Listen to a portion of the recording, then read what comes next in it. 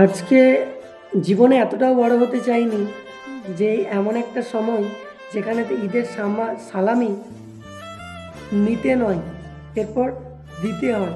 যখন একটা পুরুষ মানুষকে ঈদের সালামি না নিয়ে তাকে দিতে হয়, তখন সে বুঝে যায় যে সে একজন দায়িত্ববান পুরুষ।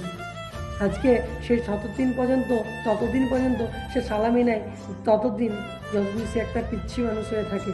কিন্তু একটা সময়ের পরে তাকে দিতে হয়, তখন কিন্তু একজন দায়িত্ববান কিন্তু পুরুষ হয়ে যায়। সত্যি বলতে ঈদের সালামি দিতে কিন্তু খুবই ভালো লাগে।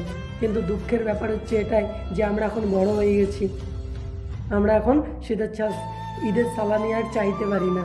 আজকে আমাদেরকে দিতে হয়, আজকে দিতেও দিতেও দিই, সেটা বড় কথা নয়, কিন্তু একটা নেওয়াটা একটা আলাদা একটা খুশির একটা মজার একটা ব্যাপার ছিল। সালামিটাকে এখনও এত বড় হয়ে যাওয়ার পরে কিন্তু মিস করি।